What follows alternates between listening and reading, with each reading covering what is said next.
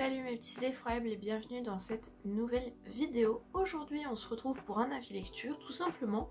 Je change un petit peu de cadre puisque j'ai envie de m'installer différemment. Aujourd'hui je vous avoue que je tourne un peu dans le rush là, puisque je dois aller travailler dans 1 heure. Or, souvent avec tous les couacs qu'il y a pendant un tournage, ça dure rarement moins d'1 heure. J'espère que vous aurez fait un bon accueil à mon vlog du Frisson Festival qui n'est pas encore sorti à l'heure où je tourne, mais j'espère vraiment qu'il vous aura plu.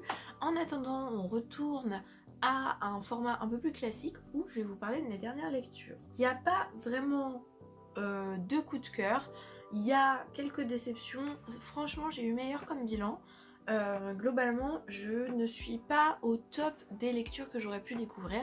J'espère que le prochain bilan sera un peu meilleur. Voilà, il n'y a pas de catastrophe assurée, mais c'est sûr que c'est pas le bilan le plus positif que je vous aurais fait. Sans plus tarder, on commence sur une note positive puisque j'ai lu Recueil de sang publié par la librairie 100 pages. C'est le volume 1 puisque visiblement ils ont prévu d'en sortir d'autres et le thème de ce recueil c'est le slasher. On retrouve alors de nombreux auteurs, hein, vous voyez Meg Main, Caroline Carton, on a également Frédéric Livin, Sam Cujo, Anthony Lamakia et d'autres gens très talentueux, même des gens qui en sont à leur première nouvelle et qui écrivent très bien. Pour une première, franchement je suis soufflée. Donc ce recueil sur le slasher, je l'ai beaucoup apprécié. Il y a 2-3 nouvelles que j'ai pas aimées ou que j'ai pas accrochées, mais globalement c'est un bilan assez positif. Après c'est normal hein, dans un recueil forcément de pas tout aimer, puisque de toute façon en général un recueil, bah voilà, il y a plein de plumes différentes, il y a plein d'histoires différentes, forcément on accroche plus ou moins. En tout cas c'était globalement quand même une lecture assez positive. Il y en a qui m'ont vachement marqué quand même,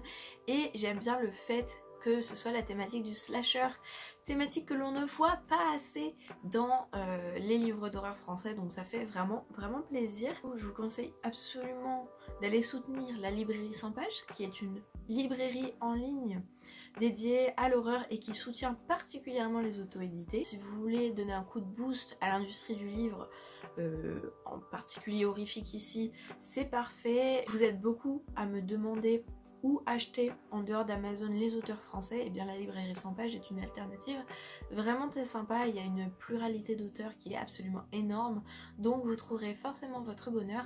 Allez y faire un tour, je vous mets de toute façon le lien en barre d'infos. J'ai lu La saignée de Cédric Cyr, oui enfin un livre qu'on m'a tant conseillé. Donc celui-ci m'a été offert à mon anniversaire, j'étais très heureuse de l'avoir puisque j'étais très curieuse. On est ici sur un thriller, hein, tout ce qu'il y a de plus basique au niveau du thriller, mais c'est vrai que par ses thématiques extrêmement sombres et violentes, il flirte avec le livre d'horreur, donc la question est légitime de se dire le place en thriller ou en horreur. Une histoire d'enquête évidemment sur les Red Rooms, donc on a un enquêteur qui est spécialisé là-dedans, qui va vraiment essayer de dépister les réseaux de Red Room et de les mettre en pièces. Et on a une ex-policière qui a été écartée de la police, visiblement parce qu'il y a eu un souci dans une enquête. Pour être écartée, il faut quand même que ce soit assez grave, donc voilà, hein, je vous en dis pas plus. Et ces deux personnages vont se retrouver mêlés à une enquête sur les Red Room. Je vous laisse imaginer que ça va être le Beans, surtout que cette ex-policière est absolument tourmentée par ce qui s'est passé et a des moments de blanc, tout simplement, où elle se souvient plus de ce qu'elle a fait. Cette expert en cybercriminalité n'est pas tout blanc sur lui et un caractère quand même sacrément de cochon, pour être sympa. Donc on va tourner autour de ça et c'était fort sympathique. J'ai bien aimé la plume, j'ai bien aimé le rythme, l'histoire était sympa. Après, je comprends que ça a eu du succès, mais en même temps je trouve que ça casse pas non plus 3 pattes à un canard. C'est pas le thriller qui m'a transporté le plus, donc à la hauteur de mes espérances, non. Mais en même temps, après avoir lu Donato Carrisi, c'est dur d'arriver à ce niveau-là. Mais Cédric Cyr reste un auteur très talentueux, je trouve. Ses personnages sont intéressants, bien qu'insupportables. Après, ça a l'air d'être volontaire, hein. Ils ont l'air d'avoir été construits pour être insupportables. On voit vraiment le côté humain et tout. Après, je suis pas forcément d'accord avec tous les actes qu'ils font, avec forcément leur manière d'agir. Mais le mystère est bien ficelé. Bon, on voit le truc venir à 110 000 kilomètres. Je suis pas sûre que le but ait été de cacher pendant tout le livre jusqu'à la fin ce qu'il est vraiment de cette histoire, et si c'est le cas, bah, c'est très mal caché parce que moi qui me fais souvent avoir dans les thrillers, Là j'ai trouvé ça gros comme une maison. Donc je ne sais pas si c'était volontaire ou quoi, je me suis pas renseignée, j'ai pas regardé d'interview de l'auteur. Mais vous attendez pas non plus à quelque chose d'impossible à trouver jusqu'à la fin, comme un Donato Carisi ou comme un Franck Tillier. Donc voilà, c'est pas négatif au niveau de ce livre, j'ai apprécié, mais je m'attendais à mieux et je pense que mon bilan aurait pu être beaucoup plus positif si ça avait été peut-être un peu plus casse-tête au niveau de l'énigme, etc.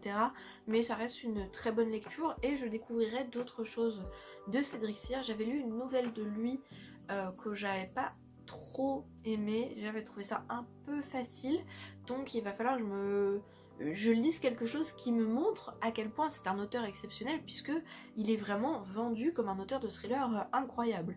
Mais voilà, comme je l'ai dit, pour moi ça n'a pas cassé trois pattes à un canard. Bah, le suivant, c'est La Décadence, le dortoir interdit de Serge Brussolo. Je n'ai jamais lu, je n'avais du coup jamais lu Serge Brussolo et je me suis dit, effroyable, lance-toi, vas-y. Eh bien, au niveau de la plume et de l'histoire, tout va bien. Mais les personnages, et à partir de la moitié du livre, ça prend une tournure. A few moments later. Au niveau de l'histoire, on va être sur une jeune femme qui est décoratrice d'intérieur, qui est architecte d'intérieur et qui va être embauchée par une mystérieuse agence qui s'occupe de cas très spéciaux, en l'occurrence de réhabiliter des appartements où il y a eu des morts, ou là, le cas précis du livre, c'est un homme riche assez mirobolant qui décide de réhabiliter un vieux bunker. Il est obsédé par la guerre et est persuadé d'être possédé par un ancêtre qui a fait la guerre. Enfin bref, une histoire qui est quand même assez tordue, mais qui m'intéressait beaucoup. Franchement, j'étais très intriguée, très intriguée. J'avais vraiment envie de le découvrir parce que je me suis dit, oh là là, le côté vraiment de plonger dans un bunker où il y a eu un truc énorme avec énormément de morts, un truc vraiment glauque, ça va être incroyable. Et bah écoutez, il n'y a pas grand chose comme scène dans le bunker, donc déjà de ce point de vue là j'ai été déçue forcément, et en plus de ça je trouvais que ça n'avait ni queue ni tête dans le déroulement des choses. J'ai trouvé que c'était pas forcément expliqué de la meilleure des façons, qu'on avait du mal à se plonger dans les événements. Des fois je me suis dit mais ce passage là il sert à rien, et le personnage principal, donc cette jeune décoratrice, bah, je ne m'y suis pas du tout accrochée. Bémol, c'est une trilogie que j'ai en entier, donc je vais me la taper pour voir si ça s'améliore au fil des tomes. Mais du bien que j'ai entendu de Serge Brussolo, j'avoue que pour moi c'est une grosse déception. C'est pas une catastrophe, mais franchement, je mettrais voilà, la moitié de la note. Je ne note pas les livres parce que je trouve que c'est trop dévalorisant et peu objectif de mettre une note globale sur un livre où il y a plusieurs aspects à noter. Mais franchement, là, je suis un petit peu déçue. Je suis désappointée parce que je m'attendais à mieux en fait. J'avais de grosses attentes. Après, l'histoire est intéressante, mais ça part dans tous les sens. Non.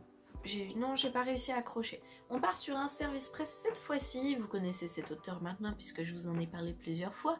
Cette trilogie, je l'ai commencée et je peux vous dire que c'est du lourd. Bref, on en parlera plus tard. C'est Bienvenue, donc écrit par Davy Artero avec Christophe Gallo. Donc c'est les deux auteurs qui ont collaboré pour écrire le livre. J'ai trouvé la couverture sympa et l'histoire me bottait bien. Donc là, on va être sur une femme qui se réveille dans un endroit qu'elle ne connaît pas, avec voilà, des souvenirs un petit peu flous. Et elle va avancer dans cet endroit et découvrir des choses bien sombres, et franchement elle va en voir de toutes les couleurs. Mais cette femme cache aussi des choses, donc c'est très intéressant. Ce qui est vraiment sympa, c'est que le personnage principal a ses bagages et a des ressources. Je peux vous dire que vous ne vous attendrez pas à voir venir. J'étais très surprise par cette femme qui en jette et qui en plus a son côté très sombre présent. Et j'ai été curieuse de découvrir forcément ce qui se passait dans ce bâtiment où elle arrive, on ne sait pas ce qui se passe. Et franchement, je m'attendais pas trop à ça, je m'attendais à autre chose. Et une fois qu'on comprend ce qui se passe, les deux auteurs, ils nous font voilà, nouvelle information, nouvelle chose qui vient donner une dimension totalement différente au récit et qui donne à cette fin une approche extrêmement intéressante, puisque là on est carrément sur une vision du monde, une théorie, l'idée de quelque chose qui plane sur le monde. Il faudrait vraiment le lire pour le comprendre, parce que là ça doit vous paraître grotesque vis-à-vis de la description du livre, mais vraiment pépite. Enfin vraiment l'idée qu'ils ont mis vis-à-vis du passé de cette femme, et enfin, y a vraiment un truc très très intéressant. Il y a un truc très très intéressant, et malgré le fait que le livre est très court, on est sur moins de 200 pages, hein. On est sur un 115-120 pages. Donc voilà, quand même sur quelque chose de très court. Ça se lit très vite, encore une fois, le ratio, voilà, un vrai plaisir. Donc si vous avez besoin d'une lecture courte, mais je vous préviens, vous n'allez pas vous détendre, parce qu'il y a quand même des choses très très sombres, très très intéressantes. Très très très intéressant, et en plus de ça, pour les personnages, moi la femme qu'on suit, j'y suis accrochée. J'ai eu beaucoup de peine pour d'autres personnages qu'on découvre, et franchement ça m'a frappé en plein cœur, mais de la peine en lisant ce livre alors qu'il est très court. C'est assez terrible. J'ai eu envie de trucider certains autres personnages, je ne dirai pas lesquels. Donc voilà, personnage très bien construit, l'histoire très bien construite, l'écriture elle est top, on sent pas trop qu'il y a deux plumes différentes, donc c'est très bien. Franchement j'ai adoré. J'ai adoré. Cet auteur ne cesse de me surprendre, il faut que vous alliez découvrir David Artero, et du coup Christophe Gallo, je le découvre par cette œuvre, il faudrait que je lise une de ses œuvres s'il en a écrit tout seul. Si vous êtes sensible aux histoires d'agression et à tout ce qui touche aux enfants, faites attention avec ce livre, parce qu'il y a quand même certaines choses, bon ça aurait pu être pire, mais voilà quand même. On va continuer sur le positif, ou j'attends la fin pour faire une note positive à la fin. J'ai lu Aurore Vacui de Isaac Demont. Je précise tout de suite que c'est pas un livre que je n'ai pas aimé, mais je ne suis pas du tout dans la bonne période pour le lire. On va être dans une histoire qui se passe dans le désert, une agence de pompes funèbres qui est dans ce désert. Précisément, on est dans la vallée de l'Ambre qui fait un petit peu peur, il y a plein de légendes, bidules, machin autour. Donc voilà, il y a quand même une aura autour de ce lieu. Et il y a une gardienne de ces pompes funèbres qui garde le lieu, qui éloigne voilà, les petits curieux qui sont un petit peu chiants et tout. Et un jour, elle va découvrir des symboles un peu étranges, un peu mystiques. Et à partir de là, il va se passer énormément de choses, les événements vont s'enchaîner. Ce livre, il se passe dans le désert. Il fait chaud dans le désert. Oui, je vous apprends un truc, je sais. On est en hiver. Je suis pas dans la vibe. J'aurais jamais dû le commencer maintenant. Je ne suis tellement pas rentrée dedans. Je n'étais tellement pas dedans. Pas pour une question de mauvaise écriture, mauvaise histoire ou quoi. Je n'avais pas envie de lire un truc voilà, chaud comme ça en hiver. Et je m'en suis rendu compte à la moitié du livre. Je comprenais pas pourquoi j'accrochais pas. Puis à un moment donné, je me suis dit, ah, c'est peut-être que c'est pas le moment. Oui, je suis longue à la détente.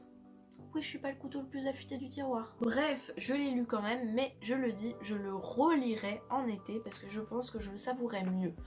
Oui, il y en a des lecteurs qui s'en fichent complètement de la période à laquelle ils lisent tel ou tel livre. Bah moi, visiblement, c'est pas le cas. Ça m'était jamais arrivé de me fourvoyer à ce point-là sur le choix d'un livre à une période, mais là, ça l'a pas fait. J'étais pas dedans, j'ai pas réussi à rentrer dedans. La deuxième chose peut-être qui a joué, c'est qu'il n'y a pas tant d'action que ça. C'est un livre, voilà, au niveau de l'action, il y en a quand même, mais c'est assez plat. On est beaucoup à voir les moments seuls de ce personnage, parce qu'en même temps on est dans un lieu où il n'y a pas beaucoup de monde, donc il faut apprécier voir beaucoup de moments avec un personnage tout seul dans sa tête, etc. etc. Si vous aimez les rythmes rapides, les choses qui bougent beaucoup, je vous conseille pas trop ce livre. Mais si vous cherchez un livre voilà, dans le désert, où c'est quand même assez rare des lectures dans le désert comme ça, donc c'est très sympathique. Et il y avait un petit côté conte, je trouve, dans la façon dont c'est raconté, et avec ce personnage qui est très spécial. Il y a une mentalité, une façon de voir les choses très spéciale qui est sûrement due à la façon dont elle a été élevée, mais très intéressant. Donc voilà, pas du tout une mauvaise lecture, mais je ne rentrais pas dedans. Je le relirai une autre fois. Néanmoins, si la thématique vous intéresse, n'hésitez pas. Ici, il s'agit de Sorcières, la puissance invaincue des femmes de Mona Chollet. Je croyais que ce livre parlait de sorcières. Il en parle, certes, mais en fait, c'est un essai féministe. Je pensais vraiment qu'elle parlerait que de sorcières. Donc, à partir de là, forcément, mon avis est biaisé. Mais je ne lis jamais d'essais, tout simplement parce que c'est pas un genre qui me botte en lecture. J'écoute des podcasts version essai un petit peu, voilà, pour apprendre des choses, pour ouvrir ma réflexion sur le monde, mais le lire, c'est une autre histoire. Bon, bref, on me l'a offert et j'étais très contente quand même parce que la thématique me plaisait. Ça parle quand même beaucoup de sorcières. C'est moins que la moitié du livre. En fait, elle utilise la représentation de la sorcière pour faire un biais sur la puissance de ces femmes-là et la puissance des femmes en général. Elle va parler d'énormément de choses, de la femme au foyer, de la femme qui travaille, elle va parler des gens avec qui elle n'est pas d'accord, exposer leur point de vue, expliquer pourquoi elle n'est pas d'accord, elle va citer des femmes autant que des hommes, et je trouve, parce que je sais que ça peut être une problématique, qu'elle ne crache pas non plus sur la tronche des hommes. Franchement, elle se met en désaccord avec des femmes qui ont dit certaines choses, autant qu'elle va se mettre en désaccord avec des hommes. Donc voilà, c'est pas un essai qui, je trouve, personnellement, je l'ai pas senti extrême. Voilà, je sais que ça peut dissuader certains. Moi, je n'ai pas trouvé que c'était le cas. J'ai trouvé qu'elle détaillait bien, qu'elle était plutôt objective, qu'elle essayait un maximum, voilà, d'aller dans des choses qui étaient vraiment sur tout le sujet. Je sais pas, je pense que ce que je dis n'est pas clair, mais voilà, je trouvais que c'était très bien construit et qu'on n'allait pas trop dans un sens, pas dans l'autre. Bien évidemment, c'est un essai, donc elle explique son avis, elle le détaille et elle essaye de le... Voilà, de démontrer que pour elle c'est ça. Je ne suis pas d'accord avec tout ce qu'elle dit, il y a des choses... en l'occurrence qui ne concerne pas ma situation, donc j'ai plus de mal à comprendre sûrement, mais ça m'a aidé à ouvrir les yeux sur d'autres choses, parce que oui, en tant que femme, on a quand même besoin de temps en temps d'avoir des ouvertures d'esprit sur notre propre condition, puisque quand on n'est pas dans une situation où on subit le fait d'être une femme, c'est vrai qu'on peut oublier certaines choses dont d'autres personnes souffrent. Donc ça a été, voilà, une ouverture d'esprit très sympathique et je trouve pas extrême. Donc voilà, je vous le conseille si vous aimez ce genre de sujet. Je crois qu'elle a écrit plusieurs essais, Mona Chollet, son nom me dit quelque chose. La version audio est disponible sur Nextory et est plutôt sympa à écouter. Et ça peut toujours être intéressant. Voilà, il y a plein de choses, pas forcément dans lesquelles vous allez tomber d'accord, mais ça reste intéressant. Je termine cet avis lecture avec La Pépite. Franchement, c'est le livre que j'ai le plus aimé de cet avis lecture. One eternity later. Il s'agit de Slug de Sean Huston, donc c'est un livre que j'ai eu récemment au Frisson Festival, dédicacé par l'auteur et tout. C'est un livre qui a été édité en français dans les anciennes collections Gore, mais comme les collections Gore avaient une limite de caractère dans lequel le livre n'entrait pas, il a été censuré, il a été coupé pour rentrer dans les livres Gore. Donc c'est la première fois qu'il est réédité intégralement en traduction française, sachant que visiblement ça a été retraduit. Donc, fort sympathique. Moi je ne connaissais pas l'auteur, je ne connaissais pas non plus l'œuvre dont il y a un film, donc j'ai eu très envie de le découvrir. Mais de quoi ça parle? On va être sur des limaces qui vont manger les hommes. Donc on va être sur une ville qui se fait envahir par des limaces carnivores, globalement. À partir de là, forcément, ça va tourner au courbouillon. Alors c'est une œuvre gore, à savoir. C'est assez gore, il y a des moments franchement dégueulasses.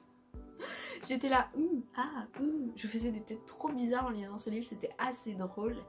Et j'ai beaucoup aimé. J'ai beaucoup aimé parce que j'ai pas trouvé que ça tombait dans le cliché du truc dégueulasse, nanar et tout. J'ai trouvé que c'était plutôt bien fait. J'ai aisément imaginé que ça pouvait arriver. Et ça m'a mis très mal à l'aise. Ça m'a fait assez froid dans le dos, je vais pas vous mentir. Déjà de base, je suis pas une fanatique des insectes.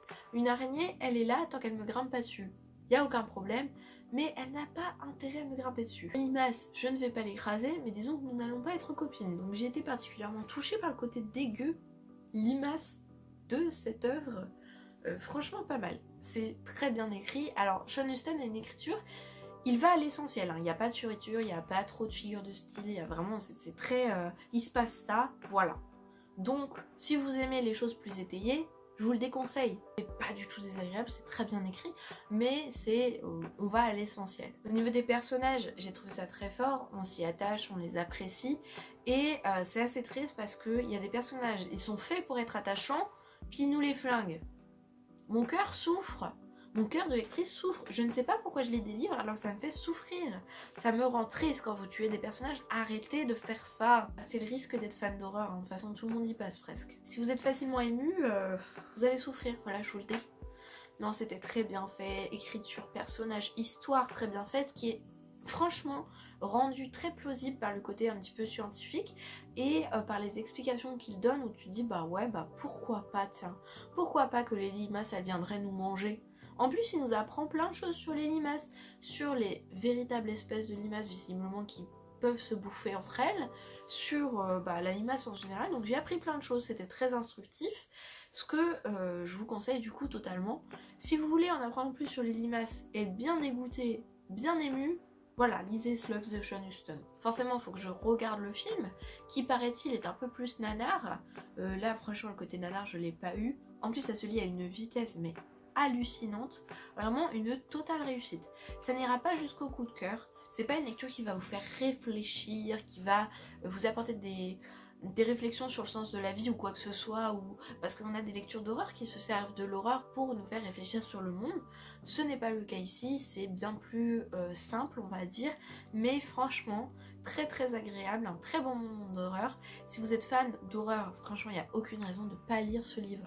Donc allez sur le site des éditions Faute de Frappe, regardez ça, parce que c'est vraiment une partie de plaisir, franchement j'ai adoré. Et ça m'a un peu sauvé le bilan lecture qui aurait pu être assez catastrophique si on regarde le nombre de livres qui m'ont laissé mitigée. Et voilà les effroyables, c'est fini pour cet avis lecture. On a globalement 3 très bonnes lectures et ensuite des choses un petit peu plus mitigées. C'est pas grave, ça arrive, hein, c'est comme ça. En tout cas, j'espère que la vidéo vous aura plu, de revenir à un format un petit peu plus basique. J'espère que d'ici là, j'aurai rattrapé un petit peu le rythme parce que là, j'ai raté une semaine de poste et ça risque de m'arriver étant donné que j'ai des examens bientôt. Bref, on s'en fiche. J'espère que vous allez tous bien les effroyables, j'espère que vos lectures se passent bien, que vos fêtes de fin d'année se passent bien, elles seront peut-être passées d'ici là que je poste, mais voilà, j'espère que vous avez été gâtés pour Noël ou que vous serez gâtés pour Noël. Je vous fais plein de bisous et je vous dis à la prochaine pour d'autres effroyables lectures.